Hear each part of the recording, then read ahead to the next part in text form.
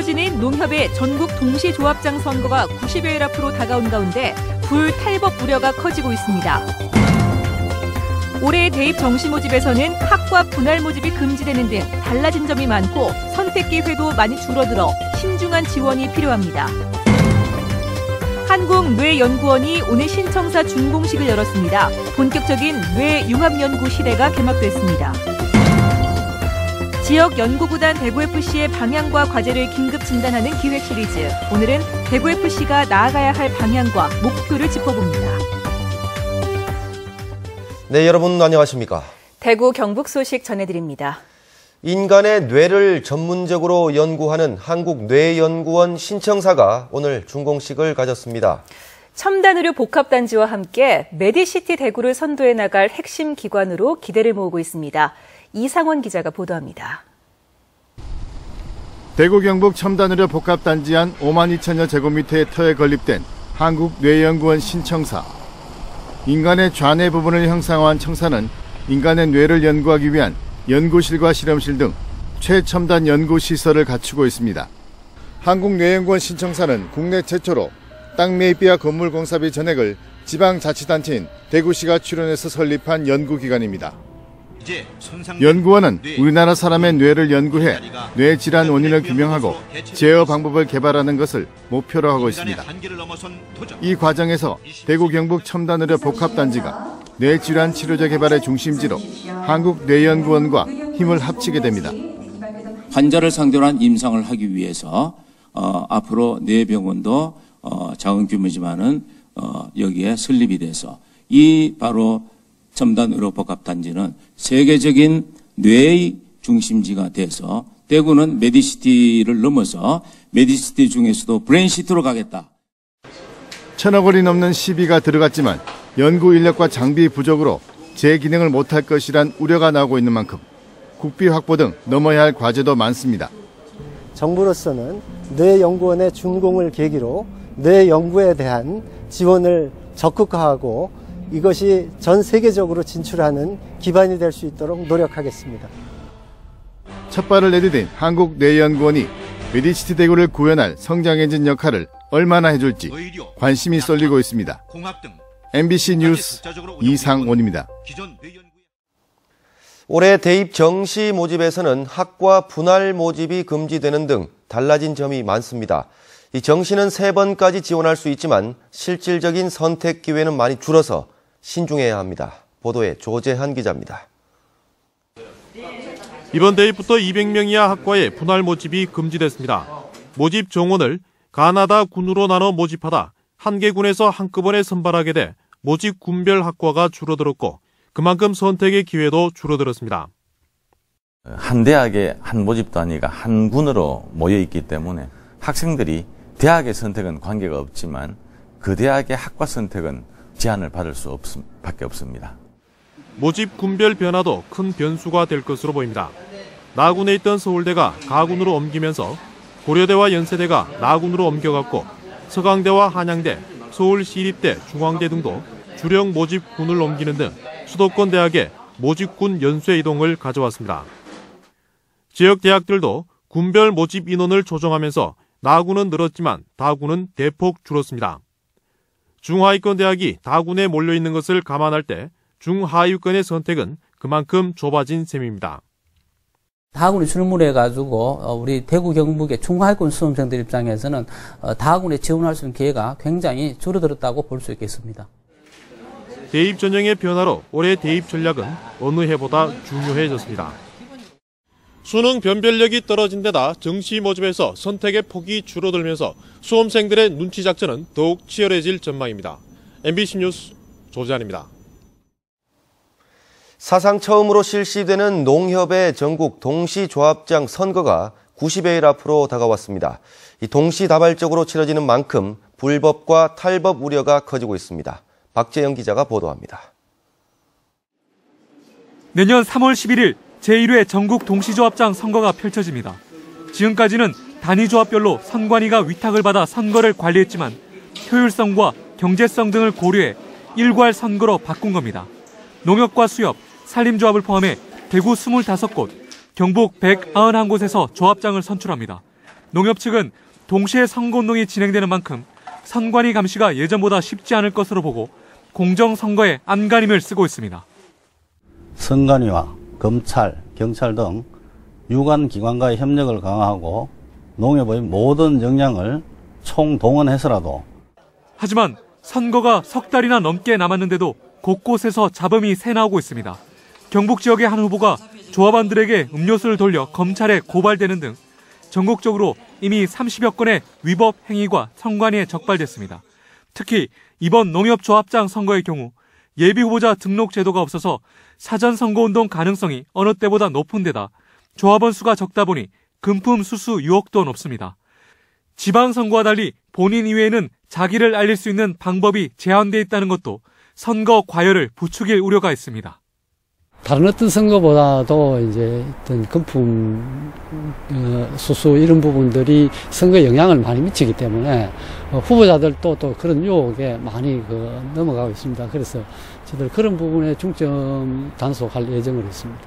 그동안 말도 많았고 탈도 많았던 농협조합장 선거가 전국에서 동시다발적으로 실시되는 만큼 공병선거로 치러질 수 있을지 주목됩니다. MBC 뉴스 박재영입니다. 경상북도와 세계물포럼 조직위원회는 오늘 이정무 세계물포럼 조직위원장과 지역 주민 등이 참석한 가운데 2015 대구 경북 세계물포럼 기념거리 지정식을 열었습니다. 세계물포럼 기념거리는 내년 4월에 열리는 세계물포럼에 지역 주민의 참여를 높이고 포럼 개최 의미를 공유하기 위해 1100제곱미터 규모로 경주시 인왕동 사적지 안에 조성됐습니다. 지역방송 발전 지원 특별법이 오늘부터 시행됐습니다. 하지만 예산 증액 요구는 묵살돼 지역방송 특별법이 반쪽짜리로 전락했다는 비판이 제기되고 있습니다. 부산 MBC 이만은 기자입니다. 지역방송 발전 지원 특별법이 발효됨에 따라 앞으로 방통위는 매 3년마다 지역방송에 대한 지원 계획을 수립해야 합니다. 그러나 관련 예산은 당초 100억여 원 규모의 증액 요청과 달리 거의 전액 묵살되고 단 3억 원만 늘어나 23억 원으로 편성됐습니다. 지역 MBC와 지역 민방 등 27개 지역 방송사가 지난해 출연한 방송발전기금 117억 원의 5분의 1 수준입니다. 제대로 된 방송 콘텐츠가 나올 수 없다는 지적입니다. 현재의 지원 규모의 한 10배 정도는 최소한 확보돼야만 전국에 있는 지역 MBC나 지역 민영 방송 등의 제작 지원을 실질적으로 할 수 있을 것으로. 현재의 방송통신발전기금 형태로는 서울과 수도권 방송사들에 밀려 지역 방송사를 제대로 지원할 수 없다는 분석도 나왔습니다. 때문에 지역 방송사를 실질적으로 지원할 수 있는 독립적인 재원 확보가 필요한 것으로 지적됐습니다. 정부의 긴축 재정으로 인해서 확보되지 못한 아쉬움이 있습니다만은 다른 방향에서 이런 재원을 확보할 수 있도록 또는 내년에도 확보할 수 있도록 노력하겠습니다. 또 특별법 원안에서 삭제됐던 편성 관련 규정과 자체 제작분에 대한 외주 제작 규정도 현실에 맞게 바뀌어야 할 것으로 보입니다. 이 반쪽짜리 법으로 전락해버린 지역방송특별법. 잃어버린 반쪽을 되찾기 위해서는 새로운 경로를 통한 재원 확보가 시급합니다. MBC 뉴스 이만흥입니다. 지역 연고구단 대구FC의 방향과 과제를 긴급 진단하는 기획 시리즈. 어제는 전폭적인 지원과 투자가 절실하다는 소식 전했는데요. 오늘은 대구FC가 궁극적으로 나아가야 할 방향과 목표를 짚어봅니다. 석원 기자입니다. 대구FC에게 가장 큰 과제는 뭐니 해도 1부 리그 승격. 새로 부임한 이영진 감독도 이 부분에 초점을 맞췄습니다. 제 목표는 승격이에요. 그거에 일단은 모든 초점이 좀 맞춰질 거고 선수단 구성도 우리가 할 수 있는 범위 내에서 승격할 수 있는 어떤 구성을 조금 저는 많이 좀 어필하고 있고. 시민들의 관심과 열기를 위해서도 또 새로운 투자 유치를 위해서도 승격은 가장 중요한 목표. 하지만 눈앞의 성적만 쫓다가는 지난해 승격 뒤 올 시즌 강등된 상주처럼 승격과 강등을 반복하는 데 그칠 뿐입니다. 대구FC에게 있어 승격만큼이나 중요한 것은 중장기적으로 나아갈 수 있는 팀의 토대를 만드는 것입니다. 유소년 시스템 구축이나 선수 확보를 위한 다각도의 노력이 더 절실한 상황. 누구보다 이런 현실을 잘 아는 대구FC도 선수 선발 공개 테스트라는 새로운 시도를 통해 우수 인재 발굴에 나섰습니다. 좋은 선수를 발굴하고 또 우리 구단뿐만 아니고 또 젊고 잠재적인 그런 능력 있는 선수를 좀 또 대표 선수로 만들 수 있는 그런 계기를 한번 만들어 보려고 지금 공개 테스트를 했습니다. 승격이라는 목표를 넘어 클럽하우스, 유소년 시스템과 같은 중장기적 발전 방안을 고민하는 대구FC. 시민들의 힘과 뜻으로 만들어진 구단이기에 시민들의 뜻이 모아지고 이런 시민의 뜻에 맞게 대구시가 제대로 된 지원을 해야만 대구FC의 이런 목표는 실현 가능한 목표가 될 수 있을 것입니다. MBC 뉴스 서건입니다.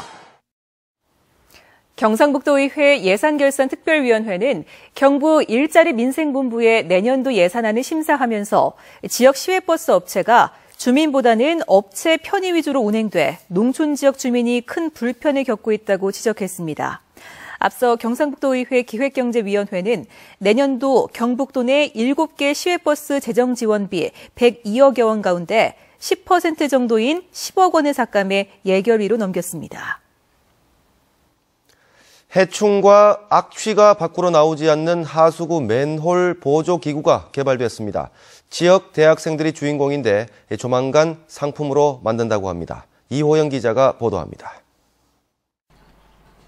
예천 지역의 한 주택가 골목길에 설치된 하수도입니다. 개방된 맨홀 덮개 사이로 시커먼 하수가 보이고 심한 악취로 여름철이면 주민들의 불편이 심합니다. 여름 되고요. 시구창 냄새 나고요. 팔이 목이 막 끓고.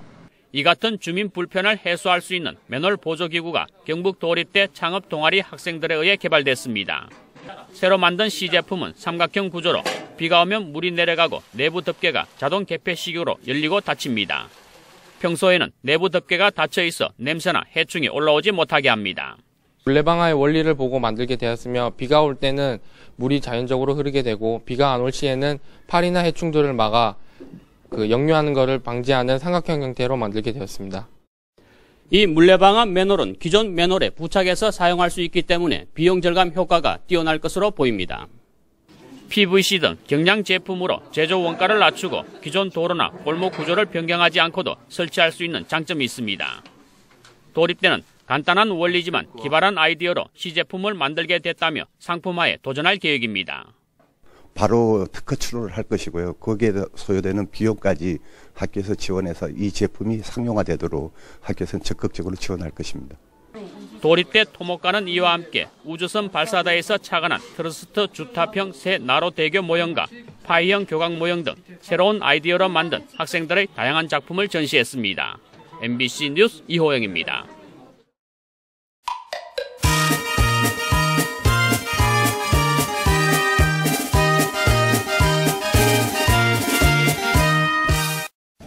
오늘 우리 지역에서 벌어진 의미 있는 행사를 전해드리는 동네 한바퀴입니다.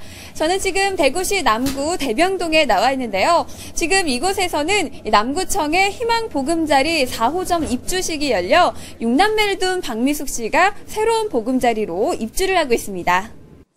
한마디로 말하면 기분이 좋다. 왜냐면 애들이 마음대로 놀 수 있으니까 그게 제일 좋은 것 같아요. 두 번째 이번에 참여했거든요. 처음에 와가지고 지저분한 그 곳이 지금 와서 보니까는 너무 잘 단장돼 있으니까는 정말 우리가 이거 했던 건가 이런 생각도 들고요. 너무 기분이 좋았어요. 희망 보금자리 사업은 방치된 빈집을 봉사단에서 깨끗하게 수리해 저소득층에게 3년간 무상으로 제공하는 사업인데요. 앞으로 5호점, 6호점 계속 이어지길 기대합니다. 경산문화원은 오늘 인터블고 경산골프장 연회장에서 문화원 가족 500여 명이 참석한 가운데 경산문화원 학예 발표회를 열었습니다.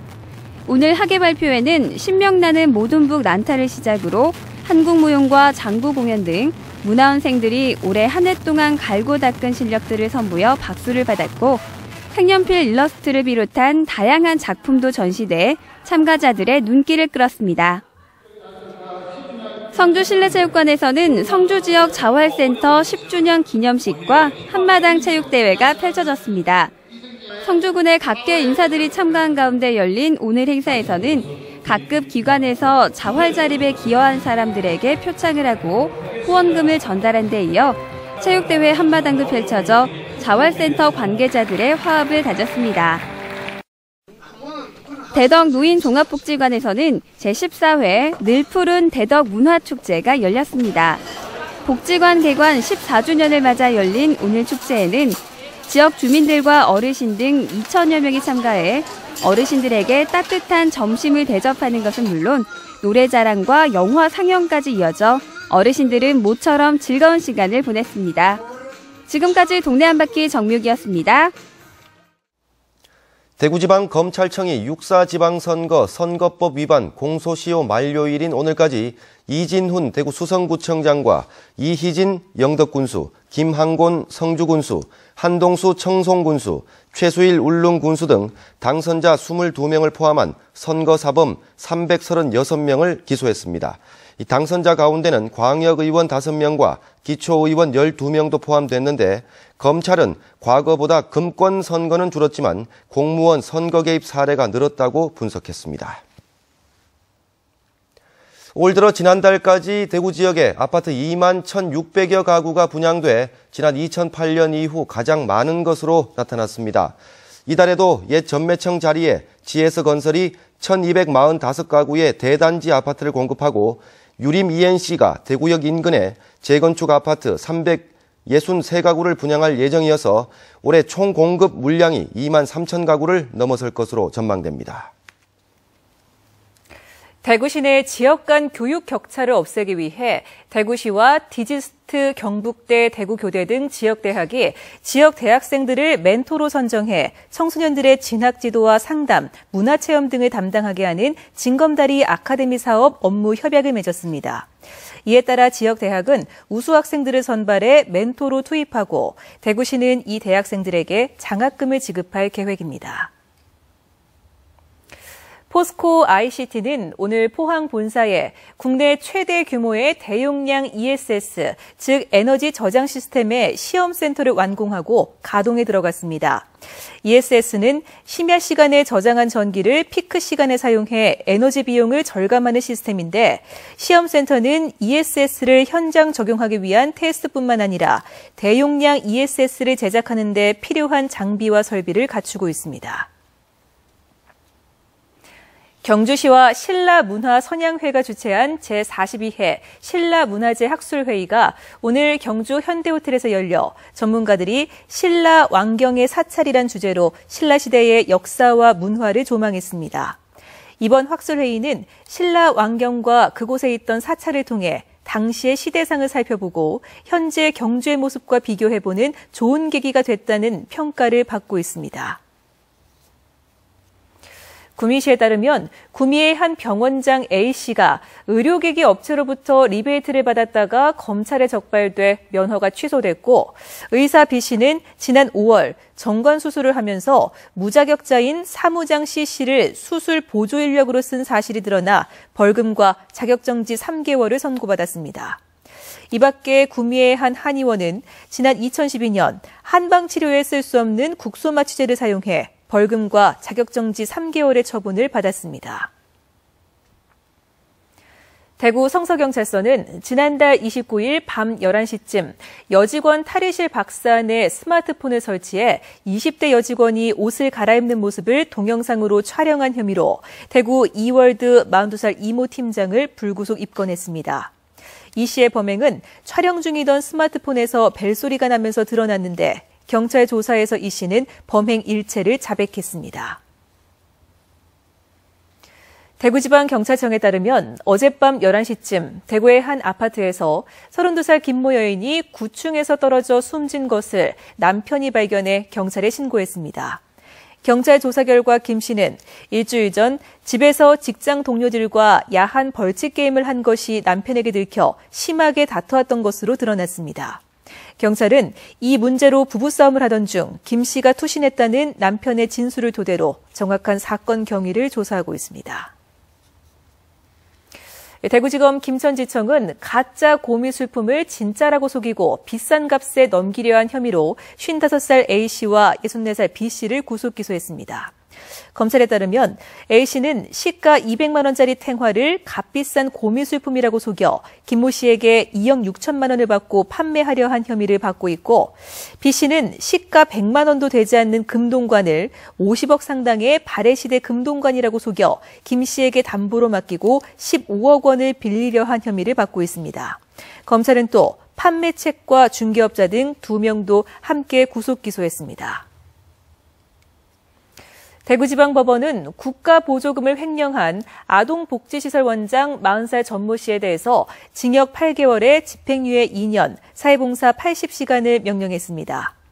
전 씨는 대구시 수성구에서 아동복지시설을 운영해오면서 거짓 서류를 꾸며 2012년 4월부터 올해 2월까지 모두 1,700만 원을 받아챙긴 혐의로 재판을 받았습니다.